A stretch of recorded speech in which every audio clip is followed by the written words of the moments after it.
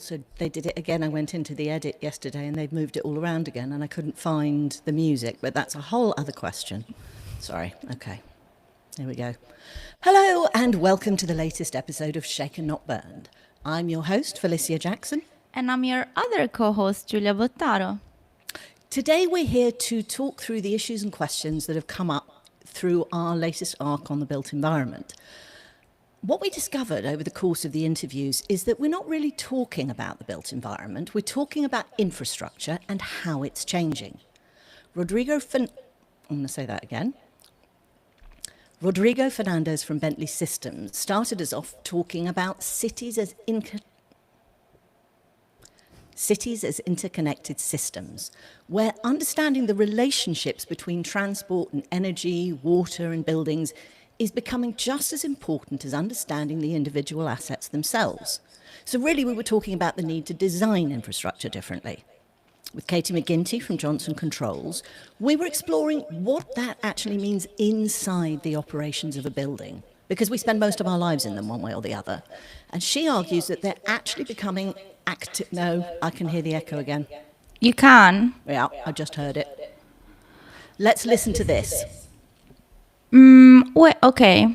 Otherwise my headphones. Oh, hang on.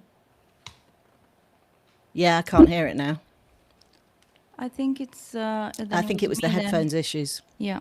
Yeah, sorry, it was just gone. Do you want to start over or? I'll start from Katie. Yeah. Sorry. It's just that it's really loud and I can't change it. So it's really loud in my ears. That's really annoying. Shall I try and talk more quietly? No. Oh, okay. I made it. I found it. Okay, speak. Okay, I'm speaking. Is that all right? Okay. Yeah, that's better. Okay, perfect. Cool. With Katie McGinty from Johnson Controls, we actually explored what that means inside the buildings where we spend most of our lives. So she's arguing that buildings are really becoming active participants in energy systems, resilience and business performance, rather than simply places we occupy. So she's talking about how we need to operate buildings differently. And then we were joined by Sophie Graham from IFS, who's actually where we talked about how AI is increasingly being embedded inside industrial operations. So helping make better decisions about how assets are run and managed and optimized. And what she asked us to imagine is if we're going to operate buildings differently, what it would be like if we operated every critical system that way. So while we had different entry points for each of the conversations, they were all circling around the same idea. That for the last century, we thought about infrastructure, about buildings and bridges as something we built. They were judged rather by the fact that they existed. If a hospital was where it needed to be, that was the job done. Whether they could perhaps cope with the demand for their services. But once they were built, the job was simply to maintain them, repair them when necessary, and then eventually replace them. That's now beginning to change. Today, infrastructure is expected and needed to do a great deal more than just exist. It's supposed to perform, to do all sorts of things it was never designed for, especially in a changing environment. These days, buildings don't just provide shelter, they manage energy, they improve health, they reduce emissions. They respond to changing occupancy and they even help to balance the grid. So the assets themselves may not have changed that much, but what we expect them to do has.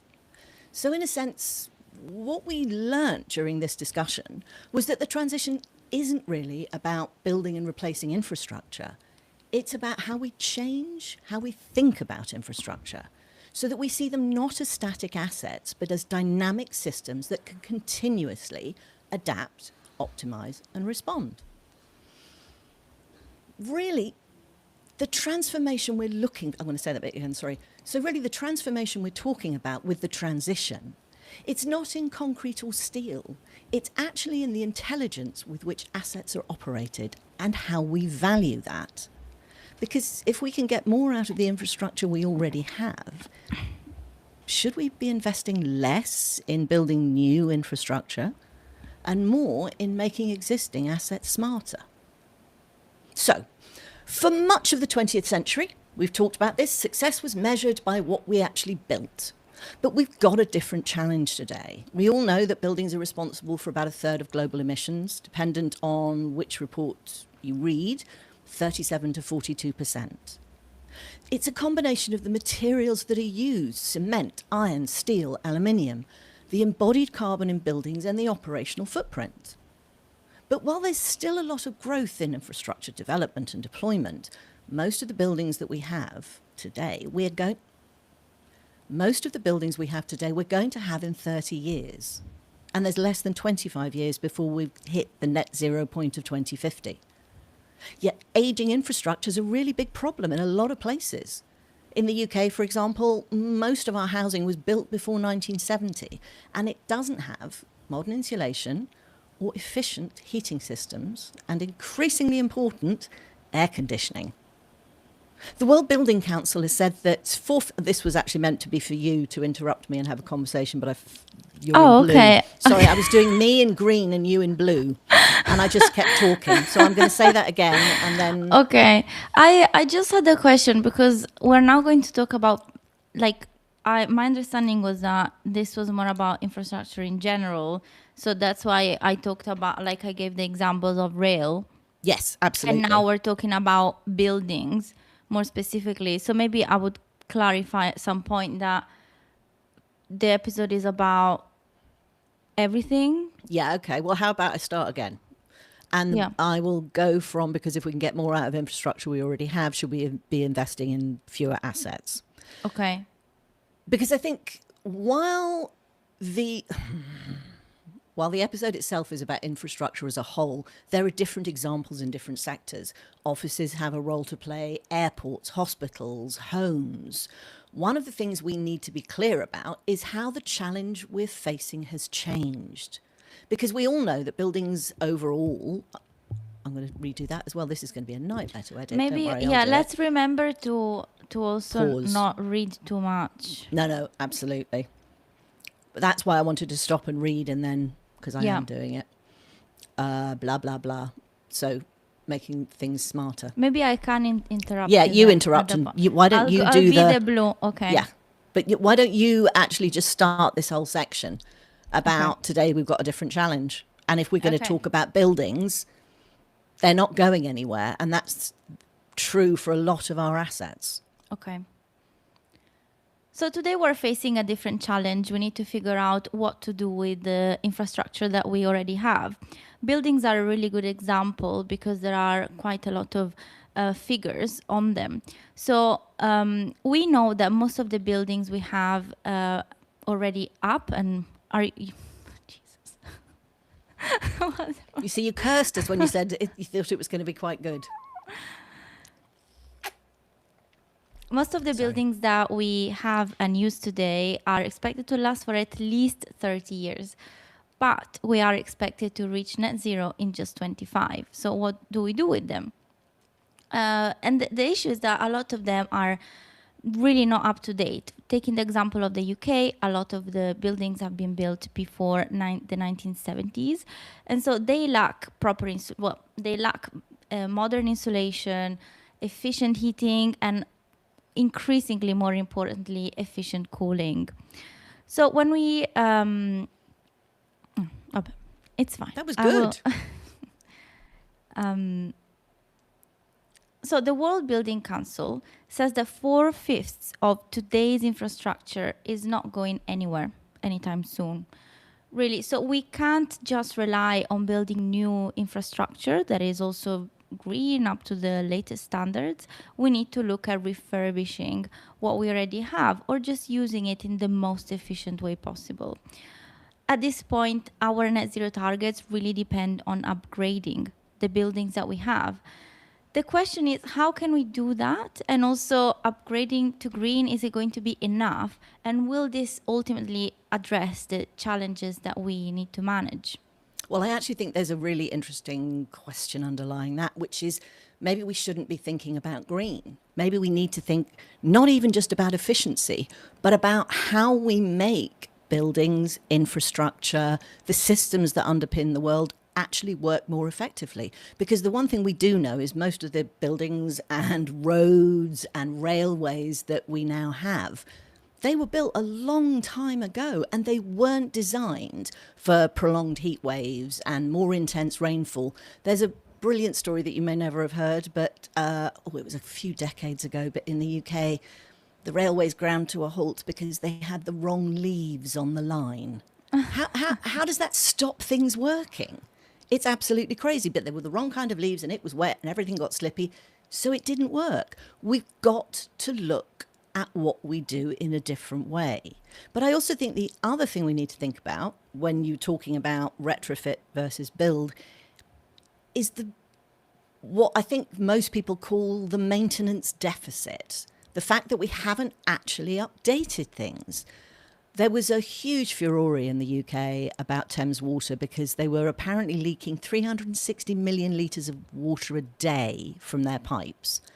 And there was a lot of public feeling that those pipes were leaking because they hadn't been invested in, because a lot of money was going to Thames Water's equity owners. It was crazy. And then, they introduced a hosepipe ban, which made people even crosser, I think on 15 million people. So if the infrastructure is creaking and not fit for purpose and people are having to pay extra and be upset about the way in which it's working, what are we supposed to do? Because I know there's a heat wave in Italy at the moment. There's a heat wave in the UK. And Thames Water just reported that water demand is up 30%. So our buildings, our infrastructure and our systems aren't fit for the world we're living in now. Sorry, I thought buildings efficiency, that should have been okay. blue. No, that's fine. Don't worry. I've got my colours wrong because I haven't worked out how to do. That's okay. I just need to just quickly.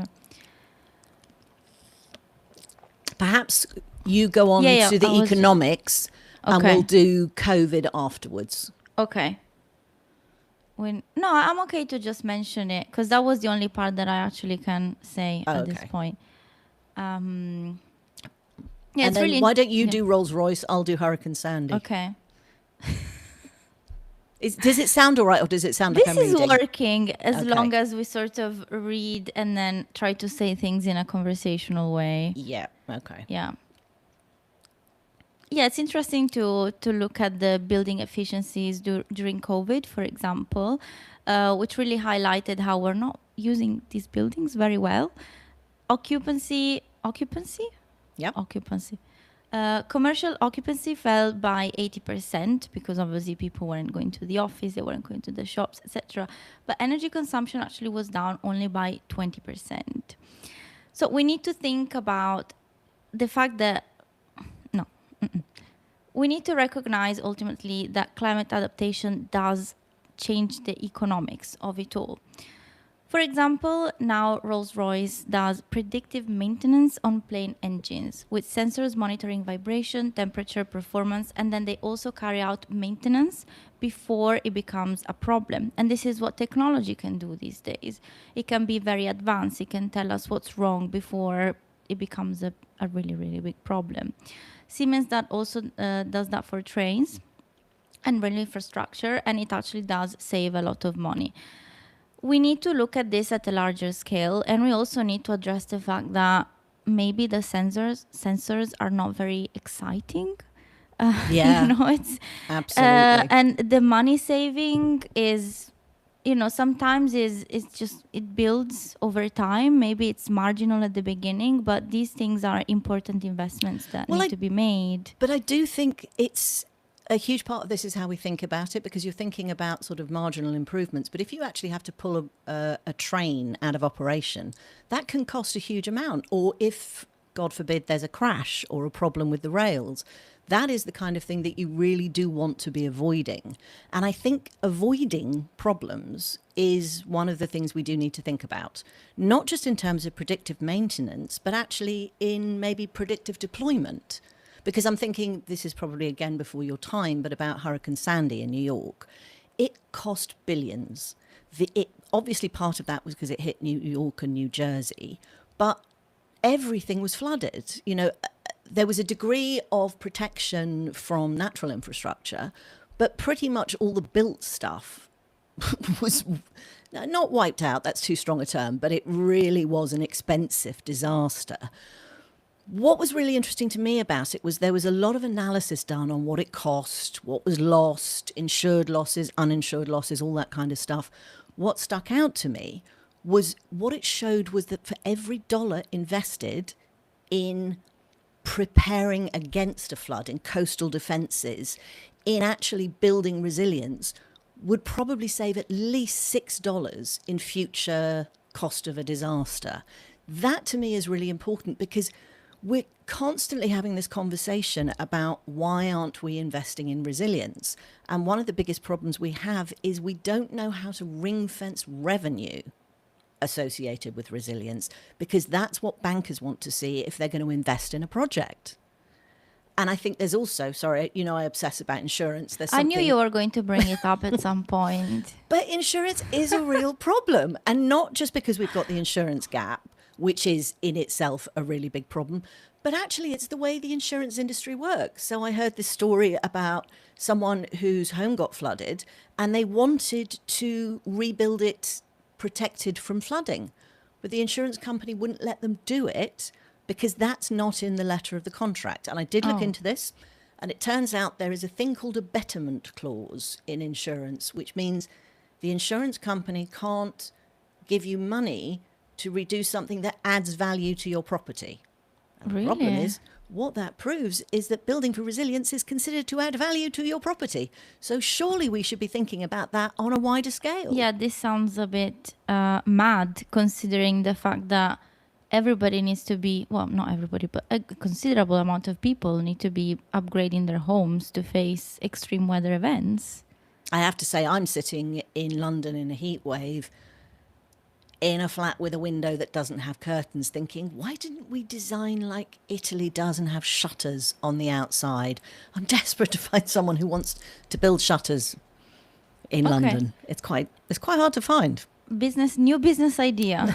Maybe we can start. I know so much about building, so that really helps. Well, there we go. And I think, can I add the other thing, which is... Are we cutting this? Or? Oh, probably. Yeah. But it was quite funny. But I think... No, as in when you said, can I add the other thing? So it sounds like you're referring to the notes, which, I don't know. Anyway, yes, we will cut. We'll keep the shutters, but we'll cut this part. But I think, to bring it back to this question of maintenance, whether it's better value to have something that works in the long run, that seems intuitively to make sense. And I think the idea that operating infrastructure intelligently is going to extend its lifetime seems like common sense. And what really interests me about that is the idea that that's a shift from ownership to stewardship. And it does mean we're looking at our environments in a different way, because we've always separated nature and the built environment. And maybe we need to start thinking differently about the way we look at everything around us, as well as the way that they interact. Because if we're looking at what the asset can do in terms of the services it can provide to different levels of the economy, we've got to think about how we value that in a completely different way, which to me reflects a lot of the conversations we're having about the current financial system and whether or not we need to look at different ways of valuing other things. Because the model we've got at the moment, this extractive, exploitative model, which basically tries to wring out any piece of financial return from something before ignoring it, it doesn't seem like the best way to run an economy or a society. Yeah, basically we're talking about applying a circular approach to infrastructure and buildings, which has a lower impact on the environment, but also it makes sense. You're using things that are already there. I'm going to interrupt though, because we never once really talked about circularity in the interviews. Yeah, but we're moving on with this. Oh, okay. But can you link it to the sort of intelligence part? So circularity and intelligence. Okay. No, not written down, just in the same way. I was just looking, because I was looking at the next bit where we talk about HS2. Yeah. But I think yeah, your point about mega infrastructure, so yeah. it's circularity and intelligence and all of those things, but that doesn't make any difference if everyone's growing really big stuff. Okay.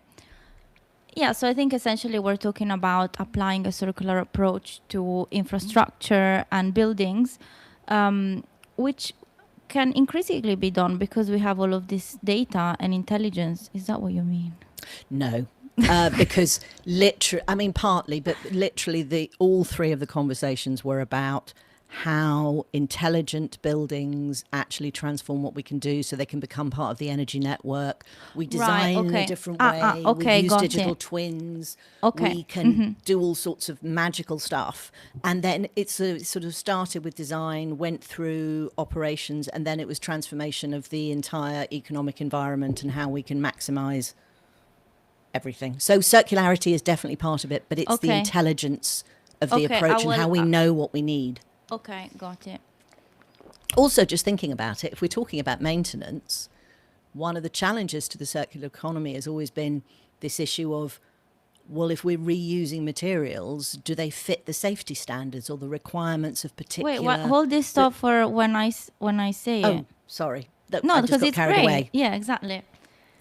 So essentially, we are talking about applying a circular approach to infrastructure and building, in the sense that we have already so many buildings, so many roads, railways. Let's just upgrade them and use them. Now we have all of this amazing technology that allows us to. I will cut this. That allows us to make all of these buildings more intelligent and really integrate them into the energy system, for example. And I don't think you need to just create something out of nowhere. Just create new foundations, and with a significant environmental impact, you can just use things that are already there. I think one of the things that's really interesting about this idea of intelligence and predictive maintenance is that one of the things that's always been holding back the circular economy is the challenge of what materials are you allowed to reuse to build a building according to a certain standard. I remember there was some work done a few years ago, and we were actually exporting a whole load of steel to China because under UK regulations, you couldn't reuse steel bars from an old destroyed building in a new building, even if Right. they were okay. But if we've got the technology that enables us to understand where the stresses are and what's wrong and what's right and how it works, and measure and manage all those things like temperature and vibration and changes in the materials, then that should help us how to say it? That should help us actually accelerate a shift towards circularity. Yeah, absolutely. We have the technology. We need to make the most of it and continue to innovate. But I think that ultimately a lot of countries are still passionate about mega infrastructure projects because they are exciting, they drive politics and they forward, they create conversations. And it's like the point that we were making earlier about the fact that maybe implementing efficiency systems in your back end essentially is not that exciting, and maybe people don't really understand what it means, but then you're like, oh, new shiny object. And that immediately captures the attention of people. And I have one example here, which is again in the UK, HS2, which was this huge plan to build new railway lines that would connect London, but most importantly the north of England, because a lot of the north of England is poorly connected between the east and the west, because it kind of feels like all the trains go to London and everyone else isn't allowed to have quick ways of reaching each other. The crazy thing, sorry to interrupt, but the crazy thing about HS2 is when it was announced, it was such a brilliant idea, but it got more and more expensive, so they kept cutting all the bits off. What was going to be exciting was the development across the whole of the UK and across the north, and developments building out around the train stations and connecting out into the countryside and to smaller towns. It was such a brilliant idea, but with the expense, it just kept getting, oh, no, we're not going to do that bit. Oh, no, sorry, we're not going to do that bit. It's crazy. It's been very controversial because things like forests have been touched and entire areas have been emptied to make space for it. The costs have ballooned to 102.7 billion pounds, which is crazy. And now they think that trains may not even start until 2039, so another 13 years. And they have already spent 44 billion pounds, but they've only built 2 viaducts out of 52 and only 11% of the 169 bridges. And as you said, the point was this is exciting because finally the north of England is going to get decent connections. And then they scrapped the Manchester leg. So again, it felt like this was a project that would have benefited London the most because it would have just created better connections into London. I mean, the thing that's crazy is there are actually fast trains into London from lots of different places, if that's where you want to go. It was never meant to be about that, Exactly. which is really frustrating. Exactly. So, and I think this shows how politicians from 5-10 years ago really pushed for this idea. It got a lot of support. The concept was exciting. But now a lot of people are actually advocating for just, accepting the loss and move on and just scrap it entirely. And this shows that do we need all this new infrastructure? Do we need new projects when maybe, again, we can look at investing limited taxpayer money on improving what we already have? And to me, that's exactly where the focus needs to be. Because HS2, as it was originally imagined, as I said, I thought it was an amazing idea and I thought it would be amazing for the country. But the cost was crazy. The way it's been developed is crazy. People losing their homes for something that isn't being built is crazy. We need to start thinking about the reality of how and where we live. Because, one of the things that I think has become really clear is how challenging Europe is going to find it as I believe the phrase is it's the most rapidly heating continent. Yes, and yet it's yes. got, so little has air conditioning. And air conditioning is a challenge because that takes energy and that's a problem, but people still have to function. So how do we get livable spaces that are cooled down? That's a much more urgent question in my mind than whether or not we need another line Absolutely. on the railway. Yeah, absolutely. The thing with air conditioning is that it's what we need to make it through these very hot days and very hot nights, but it spits hot air outside. So it's actually making the outside even less livable, which is a huge problem because some people have to be outside. Plus, as you said, it's very energy intensive. It puts a huge strain on the grid. It's expensive, all of that. And I see this, and then all the new builds, at least in London and in Milan that I see, are built with huge glass windows, which basically will make them greenhouses. And maybe they're really small. The walls will be quite thin to make the most of the space inside, which then sacrifices insulation. So I feel like we're not really building buildings for the weather conditions that we're in and are getting increasingly worse. I mean, each summer we have is the coldest summer we will ever experience, which is that is terrifying. The most depressing thing I think I've about heard. it quite a lot, but it's true. So it's like, okay, I was thinking recently, this is extremely hot and it's insane. And then I was thinking in 15 years' time, I will look back and think, oh, how nice. It was only 37 degrees. You know what I mean? So we can't just keep building. And even I was experiencing the heat release from the pavement yesterday as I was walking through Milan, which is a not very green city and desperately needs more trees. And the pavement was hot and emanating hot air. And I thought, is there maybe another type of cover, another type of material that can be used to pave it? Because this is just unbearable. And I can't imagine walking there in the middle of the day. So we need to really think again. Yeah, plan adaptation. We need to do adaptation, basically. But it's also thinking about how things are connected. I remember years ago, I came across a company called PaveGen, which had paving, which when you walked on would generate energy. And I'm thinking in this moment, wouldn't it be amazing if you had pavement that when you walked on generated energy that cooled everything down? And it's about making those connections. You talked about those huge glass windows in modern new builds? And what if they were made of glass that contains solar generating cells? Because that does exist.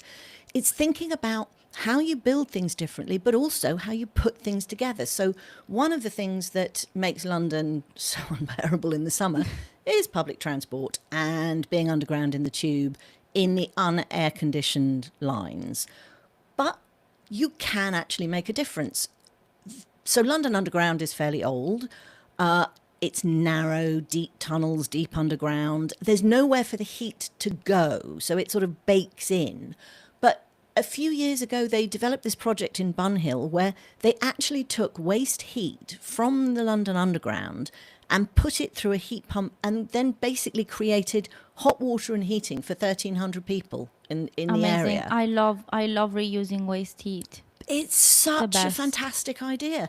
And there's so much of it. I mean, one of the things that Katie mentioned in our interview at Johnson Controls was actually about process industries, which, for those of you who don't know, it's those companies that use a lot of heat in industrial processes. So pharmaceuticals, food and drink, chemicals, pulp and paper.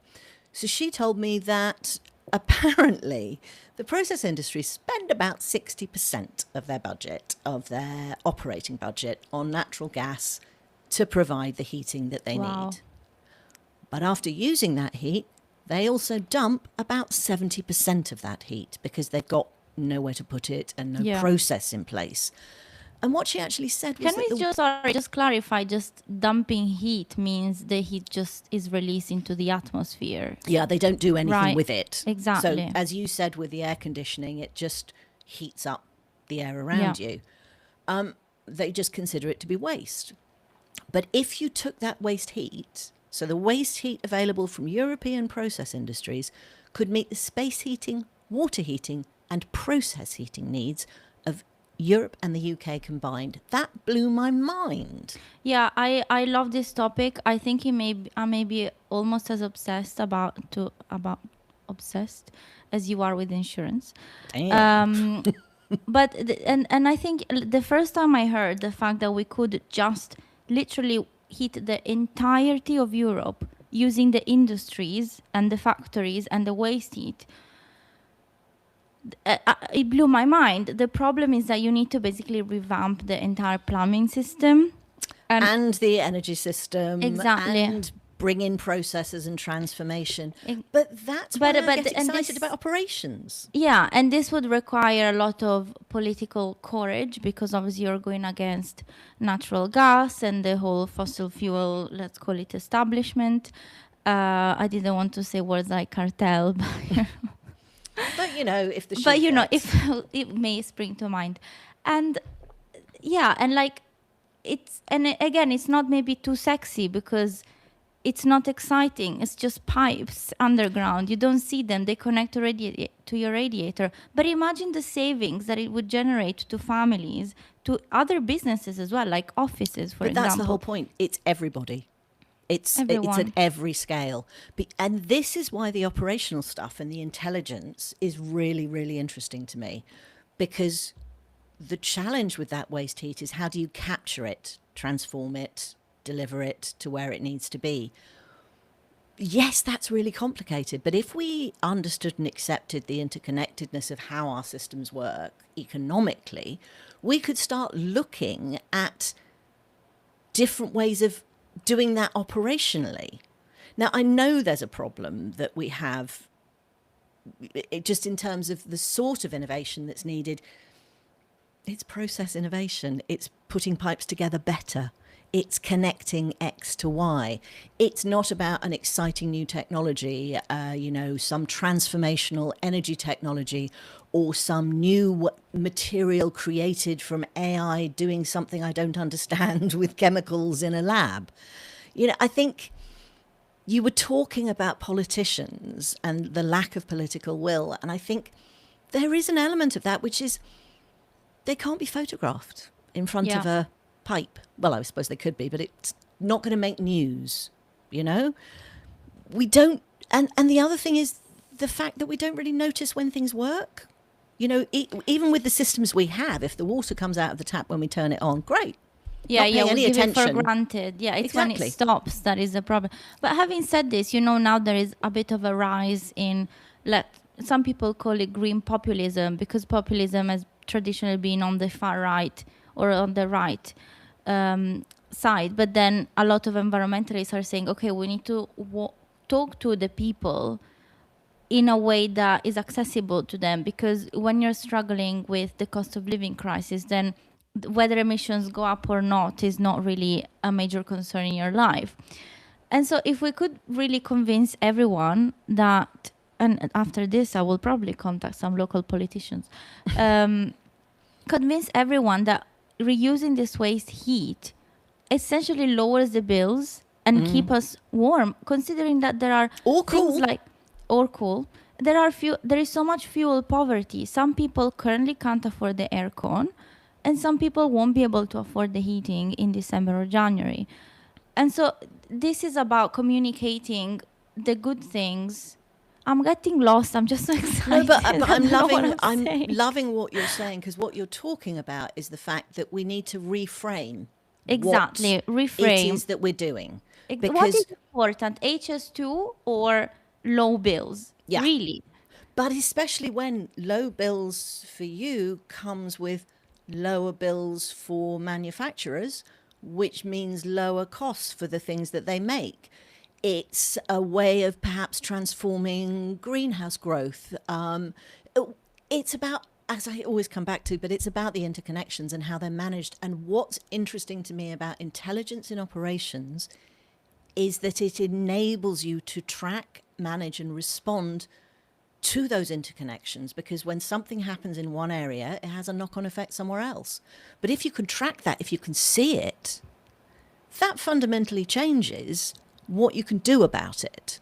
So, for me, there's this wonderful idea that Sophie was talking about, this idea of imagining a world where you scale up an intelligent building to all the critical systems. But if you're connecting everything, then you should be able to manage everything much more efficiently, and not necessarily just more efficiently, but optimize it for what you need. And that, I think, is really interesting. Absolutely. Where are we now? Okay, I'm really confused, but we're going to go on to part I got so excited about waste heat. I'm sorry. It's literally it like you and happens. insurance. Exactly. I lose it. But I think that's the thing that we're talking about here, this idea that intelligence is becoming part of infrastructure because it's part of what we need in infrastructure. And that doesn't mean it's about AI. It's about making better decisions. Mm-hmm. So if you think about it, it was like, if you think about digital twins, Rodrigo was talking about this, and talking about how this actually helps you understand complex systems and how they interact before you build something. So you could plan ahead for how people will go in and out of a building, or who will use what when. Katie was talking about how buildings themselves can respond to changing conditions. So you can do things like, when there's a wildfire, put filters in the air system and make sure that toxins don't get into the building. And Sophie was talking about helping organizations actually optimize their industrial processes, which is what we were talking about with waste heat. The thing is, that thread isn't AI. It's operational intelligence. We may be getting that from AI, but what that looks like, I don't think is clear. And what's interesting to me about this is this idea that the infrastructure hasn't necessarily got to change overnight, but what is changing is the information we have about it and what we can do with it. This concept of putting, this is what you're saying about, this is not AI, this is operational efficiency and intelligence. It makes me think about the fact that sometimes, and I might be wrong, of course, but in the investment space, there is a lot of interest in hype. So now AI is all the rage, obviously, and in fast returns. And as we were saying earlier, fast and exponential returns. But as we were saying earlier, operational efficiency may not generate crazy returns, may not generate crazy savings. It's just compounding improvements that over time deliver significant savings And benefits. Exactly. So then I'm thinking, could this be perhaps a barrier in creating excitement, creating a hype about improving infrastructure? Because again, it's not a silver bullet solution. It's not a new exciting object. It's just a bunch of sensors and a type of software that puts them all together. I mean, I don't want to be reductive, but really, from a PR perspective, I suppose. Yeah. I mean, it's a valid point, and I think there is a concern because obviously equity investors want a high-level financial return, preferably as fast as possible. But what you are seeing with pension funds who have a much longer-term issue, they've got to provide funds to someone in 30 years, in 40 years. So the assets that they've got still need to be there. Those things that they've bought and that they are expecting to make money from. And I think information is a way that we can keep those assets running longer, be more effective, integrate into a more interconnected system. And I do want to be clear, I did say it's not AI, but what I meant was it's not AI as we generally understand it, generative AI and, creating pictures or weird videos that suck up huge amounts of water and energy. It's actually about taking data and transforming how we operate our environment through the use of that data. Yeah. Because as I said, it's the information that changes how assets perform. And I think asset managers are going to have to wake up to this. It's definitely a problem. I was reading a paper the other day about real estate and how climate risks are being assessed in real estate deals. But they're not actually changing the deals being done. And that's because it's really hard to integrate climate risk analysis into the traditional way that real estate deals have been done. And there's lots of different methodologies, and there's different approaches, and there's different concerns, and ESG. Sounds like a systemic issue. Oh, strangely enough, I think it might be. So I think, really in many ways what we're talking about is the intelligence. AI can provide us with the ability to assess that intelligence. It's adding a layer to infrastructure. It's not instead of. It's almost increasing what we mean by infrastructure and how we operate it. And I think that is where you transform the value of the asset, because you can do more with it. You can provide more services. I mean, I read this brilliant thing about how GPS, that didn't have any effect on roads. It had a huge effect on navigation and how people experience the use of roads. So for us, as the customer of these assets, we just care about outcomes. And if you can get to an outcome that makes the person feel better, isn't that a new opportunity? And I think... Oh, sorry, here I'm just quiet because I thought after that, we could just maybe ignore the whole part about the AI sense-making episode, because I think it will open a can of worms. Okay. I think you're absolutely right. Should we talk about the environmental footprint? Of AI? That's nature, but no. Okay. No, I wanted to cut that, because if we talk about AI governance, then we talk about AI impact on climate and nature, and that's a can of worms that it's already been 43 minutes. Yeah. A lot of it is... No, a lot of this is what we're going to cut. But still, I reckon it's probably 30 minutes. No, we're nearly done. We have 2 themes to discuss. Yeah, but we've got very little written. Oh, okay. So we should be fine. And because most of it we've already discussed, so we were sort of setting stuff up. Because I think I was saying something about intelligence in this new layer of infrastructure. And I think one of the most interesting things that came out of the interviews was just that we traditionally haven't expected very much from infrastructure, certainly from buildings. Yeah, I thought it was an interesting way of seeing it. Yeah, because, nowadays we expect our buildings to reduce emissions, support the grid. They've got to improve health and well-being, but they're also supposed to use resources more efficiently and withstand more extreme weather. That's a huge change of what we actually expect from the built environment. Okay, and then I say something. Yes, about the offices maybe just say something along the lines of, the thing is, Oh, our yeah, maybe. expectations have changed faster. Oh, yeah. Sorry, say again. Just say, well, perhaps Oh, yeah. it's because our expectations have changed faster than the buildings do.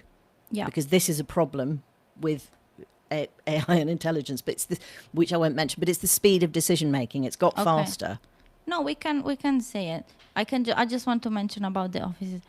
So our expectations seem to be changing quite fast. I think it's quite visible from the concept of offices, because a lot of companies these days are investing money into making their offices a nice space where you can work in, attractive, give you an incentive to be there, because in a lot of companies it's not mandatory. While back in the day, I mean pre-pandemic, but, 6 years ago, it could have just been a white empty room with 2 tables and an okay chair. So things are changing quite fast, and I suppose the issue is that you can't really change infrastructure as fast. Exactly. You've got to change the way that you use it. Because I think one of the things that does come up quite regularly is the speed at which we're having to make decisions. Because infrastructure decisions traditionally, they take a really long time. And infrastructure projects take a really long time to build. And there is time to think, and there's time to research, and there's time to plan. But our expectations of buildings have fundamentally changed so fast that they're no longer really fit for purpose. So what you have to think about is, what is that purpose? What are we trying to get buildings and other forms of infrastructure to do for us? Because what used to be a capital asset could now be an energy asset if you're providing demand response services to the grid. It could be a resilience asset if in some way it's helping to defend or protect against a hazard. It could be a health asset. If you've got clean air and virus protection and all sorts of different stuff. But not only are we making decisions fast, so not only is the environment changing faster than our ability to change infrastructure, our expectations are changing too. And that's got to be paid for. Somebody's got to do the work. One of the things that came out in the interviews quite clearly was that this kind of work can save businesses a lot of money. Shifts in efficiency and energy consumption, huge amounts of money. Where it gets really interesting for me is that big office buildings, as you mentioned, they're not being used in the same way. They've always been a huge praise for the company. Aren't we glorious? Look at my artwork. I'm in the centre of the city, that sort of thing. Now you've got to think about it differently. It's about being competitive. Because if you compare an airline, okay, you've got 2 airlines. One is using its fuel more efficiently. It is able to turn around its airplane. I'm doing completely the wrong bit. Never mind. I got completely confused. I'm going to cut that out and just go about productivity, competitiveness, and reputation. So I did something about reputation, but it's actually about thinking about what the building's needed for. And one of the things I absolutely loved, which I came across last year at a Holcim conference, was this concept of zombie buildings. You love the zombie building. No, well, I mean, I don't love zombie buildings. I just love the fact that we get to call them zombie buildings. They're awful, but they're actually a real issue for real estate. So you talked about building occupancy. These are buildings, real estate assets that basically aren't financially viable anymore because nobody wants to work in them, but they're legally stuck because lenders don't want to foreclose on them because then they'll have a hole in their portfolio. The people who own them can't afford to renovate them because they're so old. And who's going to want to take over a 40-story building? I mean, this was a story told about Midtown in New York, because what happens is the properties just get trapped in a legal and financial vacuum because they can't renovate to what we want buildings to do today. Oh, this is where the big windows came in. So we have been going through. I mean, it was exactly. I had a really interesting thing about competitiveness somewhere. Okay. But I can't remember where it was. I'm going to do the airlines bit now because it is about that. Okay. And that leads us on to the next phase of sustainability. So that's great. So, But it's not just zombie buildings. Think about competitiveness in terms of operations. So if you're an airline and you use your fuel more efficiently and you turn around your planes faster and you get customers where they want to go, clean, comfortable, sorted, logistics managed, customers are happy because the outcomes are great, you have spent less money. So you're going to be more competitive than your rival who didn't do any of that. So you need to think about this as something that businesses actually require, because it's not about, we've talked about buildings being monuments to the ego of individuals, but actually the new way we're looking at it is about operational competitiveness. It's about saying this is a way you differentiate what you do, not just in terms of reputation, but actually functionally in making your business work more effectively. And that's much more than That's much more than simple efficiency. It is about competitiveness. It is about actually operating in the 21st century in a far stronger way. And I think this has a really important point about what sustainability is going to become. For years, we've associated it with targets and reporting and compliance. And the backlash to ESG, which is not the same as sustainability, but related, but the backlash has been really driven by reporting, by the huge burden in having to find out all the details about your business that you never knew, and not really being able to see any benefit from it because people just took the data. They didn't do anything with it. You need to turn that around and turn that data into a strategic shift. Because if you understand where the hotspots are in your operations, you understand where to intervene, either to improve a process, to cut resource use, whatever it might be, but you will be more effective. It's going to improve performance, and you could well be building resilience as well. So that, to me, says that what's happening is sustainability is going to move into operations, because this is an operational challenge. And this is what intelligence provides to a business. I really hope that sustainability turns into operations, because I suppose it's what it always meant to do. Always observe what's going on and act accordingly. While it's been siloed, it's been cut, it's been under-resourced. So yeah, I would love to see that. I would love to see the learnings from the sustainability teams being applied in other parts of all the businesses. Can you add your bit about the CEO? Because I really liked that. Yes, I lost it. No, it's just here. It would be nice. We're literally just... It's the bottom of the page where we're talking about sustainability becoming operational. Oh, okay.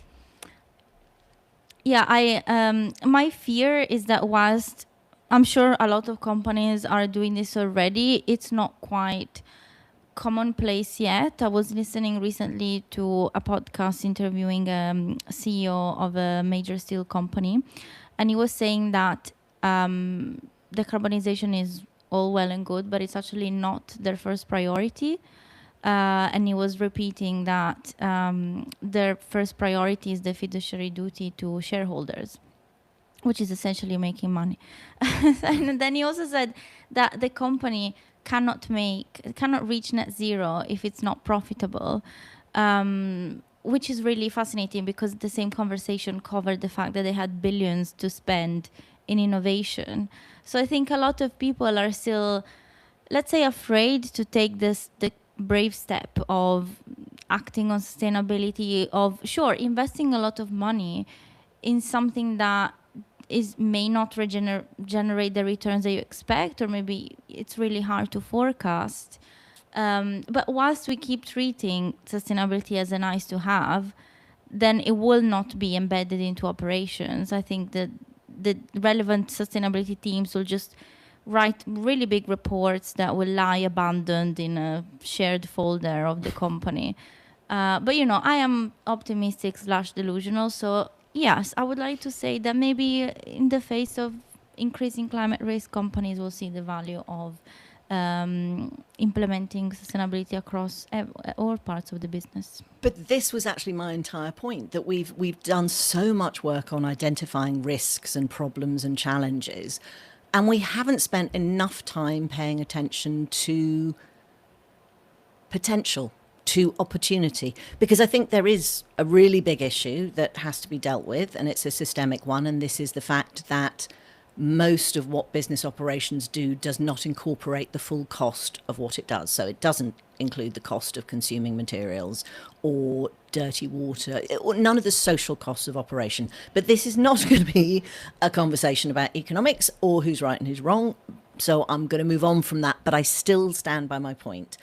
There is potential advantage in resilience. If you are more able to manage your energy costs because you're using less of it or because you're generating your own, that is a competitive advantage. If you are able to keep your expensive workers happier than your rivals, you will retain your staff. And the one thing that's always been said, it's a lot more expensive to recruit someone than it is to retain someone. And yes, we Absolutely. have an economic era at the moment, which is not entirely comfortable. But even during the worst times, companies still operate, people still have jobs. And what we need to do is kind of maximize the possible potential for these things. One of the things that Johnson Controls was talking about was the ESCO model, which literally is you don't even as a business have to find the money to do these transformations. Someone will provide finance to you and they will get paid back out of the money you save. Oh, That to me is crazy if you fascinating. don't take advantage of it. It's a model that's been around for years. It's never been terribly popular, and I've never really understood why. I don't know whether it's because it's associated with the wrong budget, because don't get me started on OPEX versus CAPEX. But Johnson Controls provides that. You know, it's one of the things that they do. So I think there are ways to achieve these goals of intelligence and optimization and connection. And we're definitely nowhere near the basis of an interconnected system yet, but we are building the base blocks of that.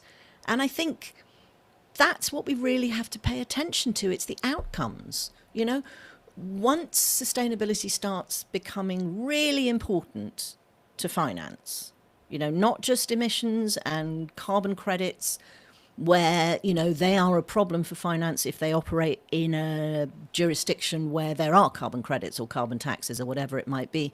But this is actually about a much wider remit. And if you can build something exciting out of that, it's really powerful. And you were talking about the way we should sell things, the way we should talk about things. And I think we need to reframe operations and operational intelligence from something that's about keeping the lights on. You know, that actually it's about keeping the power on for everybody. It's about being competitive. And then I got lost, sorry. No, I think it's all great. Shall we just conclude or? Yeah. Do you want to say anything and then I'll conclude? I can. Here we go. How about Well, I can say you could something do the World about Bank thing. boring. Yeah, and I also like the concept about boring. Okay, cool. I can't remember what I said, but I said something. You Yeah. go. I suppose that a lot of people may think of operations as something boring, and I hope I'm sorry if I've offended anybody who really cares about operation. But the point is, boring is good. We're living through endlessly unprecedented times. We need something boring to just be the base, the foundation of our lives. And that is operations, that is efficiency, that is things like waste heat and insurance and okay, that didn't sound right. Anyway, and that is great, and that is the foundation that we can build everything on. And I really hope we want stability. We need to create stability. We need to be proactive, I suppose, rather than reactive in the face of climate change, extreme weather events, biodiversity loss, all geopolitical issues. Which is why if we have a system that is reliable, that is ticking along in the background, then we can focus our energy, money, effort, time into dealing with the crisis.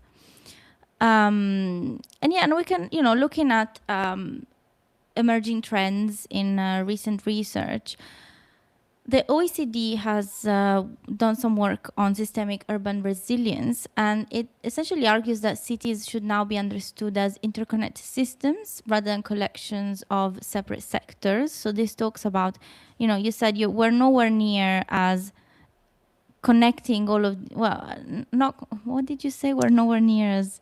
We haven't got a fully interconnected system, but we are building the base blocks of it. Exactly. And cities would be a great starting point to achieve that. And meanwhile, there is a World Bank which is saying that resilient infrastructure is actually a driver of productivity and competitiveness, not just climate adaptation. And then engineering and technology companies are shifting their attention from building new assets towards improving the performance, resilience, and longevity. That last bit just felt like you were reading it. It okay, really I will did. say and it I don't, again. And I don't think it's necessary. I think okay. But you can say that, Oh yeah, I can just say that, we're talking about reusing infrastructure. Okay, exactly. I'll just say it. And overall, we are talking about reusing infrastructure and the need to do more of that, which doesn't mean that a lot of companies aren't doing that. A lot of engineering and technology companies are looking at improving and upgrading their existing assets rather than simply building new ones, because it's a done thing. And so overall, when we look at the interviews in our ARC, the conversation today, the research out there, we see a common thread, which is the fact that value is now coming not just from owning infrastructure, but from understanding, operating, and adapting it more effectively. I think that's beautifully put, Julia, and a really good note on which to draw our conversation to a close. For our listeners, I think the key things that came out of this particular ARC is that the biggest opportunity, both in terms of the climate and economically, is not going to be about building new stuff, but actually about unlocking the performance of the infrastructure we've already got. Because the real transformation is not in concrete or steel, it's actually about the intelligence that we use to operate these assets. Because the key thing here is, once infrastructure starts sensing and learning and optimizing, it stops being passive and it can become an active participant, one of those base blocks in how cities and economies actually function. Katie had a brilliant comment, which I loved, which was buildings can go from inert brick and mortar. No, because there's no such thing as mortar. Buildings can go from inert brick and mortar to much more organic, agile, adaptable systems. And industrial systems are going the same way. So we need to stop thinking about whether or not we need to build new infrastructure or how we retrofit, but actually how valuable our existing infrastructure actually is. So to be fair, that raises as many questions as it answers, because who decides what those systems are going to optimize for? And for what? Is it energy, cost, comfort, profit, carbon, health? How do we balance efficiency with resilience? All of these questions, especially the ongoing conversation around AI and energy consumption and impact and decision making, because where should human judgment remain central? And as our infrastructure becomes more intelligent, how do we ensure it also is trustworthy? So, that brings us back to our conversation about AI and how it should be governed. But luckily for you, this is not the place for it. You can actually look at some of our past issues, or I'm sure it's something we're going to touch on again. Anyway, as ever, these are questions that we will continue to explore. And until then, we remain shaken, not burned. No, shut up. Sorry, stop that. I liked it. Oh, okay. Well, those are questions we'll continue to explore. So thanks again for listening. Don't forget to like and subscribe and share the episode with anyone you think might find it useful. And we will be back soon. And until then, we remain shaken, not burned. Okay, happy with that? Yes. Good. I'm happy to edit this Oh, because thank you're editing the God. rest. That was awful. So I didn't I feel tell you. I actually edited part of You're not Casey's. You've not stopped it. Oops, thank you. Sorry. No, I